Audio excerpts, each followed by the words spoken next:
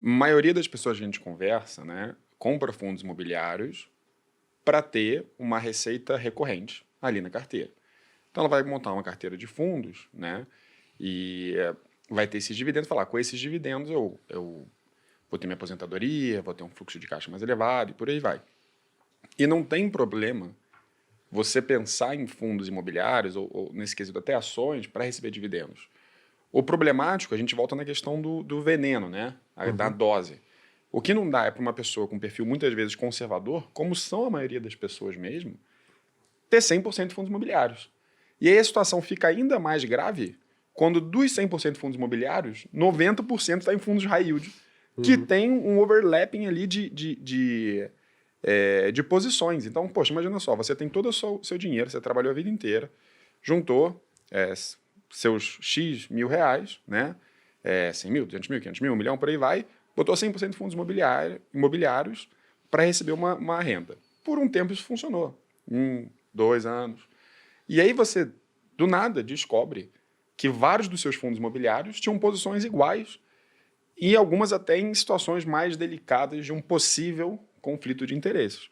E aí tudo desaba. Não vou dizer virar pó, né, porque não quebrou, mas assim, começa a cair 30%, 40%, 50%. Então, além do dividendo não passar a acontecer mais ou diminuir significativamente, porque os credores não estão...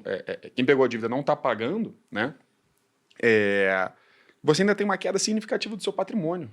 E aí você ainda fica preso, porque você tem menos dividendo. Aí o que você vai fazer? Você vai vender? Só que se você vender, você está vendendo por uma queda já de 50%, né?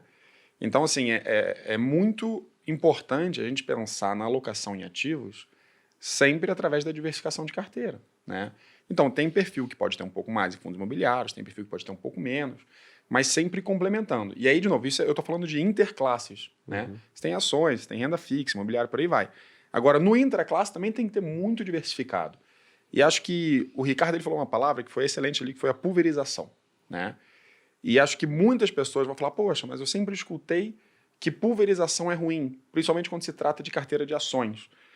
Mas, na verdade, quando a gente fala de crédito, né, e acho que entrando um pouco na sua área, né, e a gente está falando agora de créditos imobiliários. Poxa, imagina que você tenha um papel que paga inflação mais 8. Você tem um outro que também paga inflação mais 8. Você tem um outro que também paga inflação mais 8. Então, se você concentra em 3, você vai ter o mesmo retorno, se tudo der certo, com muito menos risco. Perfeito. Então, entrando na parte de crédito, você pode ter dezenas, centenas, milhares de ativos sem prejudicar a sua rentabilidade, mas que traz um nível de segurança extremamente elevado. E é um pouco o que o Ricardo fala da carteira de fundos imobiliários. Ele fala assim, pô, você tem que ter uma diversificação importante. Imagina, ter 30%, você descobre que tem 30% da sua carteira de exposição num produto só, né? Ou várias exposições ao mesmo grupo econômico.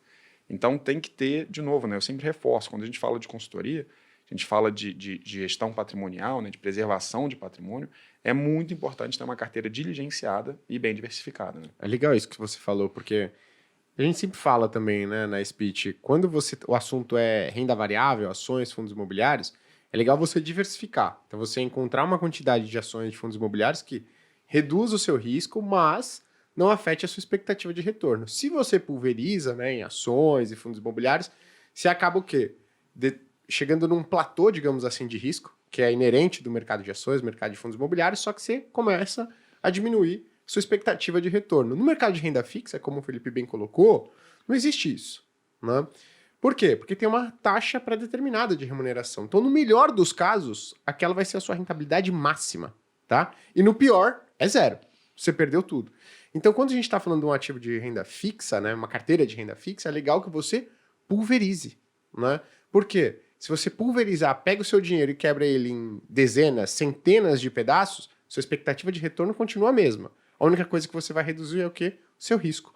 O melhor dos mundos. Né? Então, esse foi um ponto muito bom. Mais de 40 cursos, mais de 400 horas de aulas, mais de 2 documentários, mais de 12 sínteses de livros.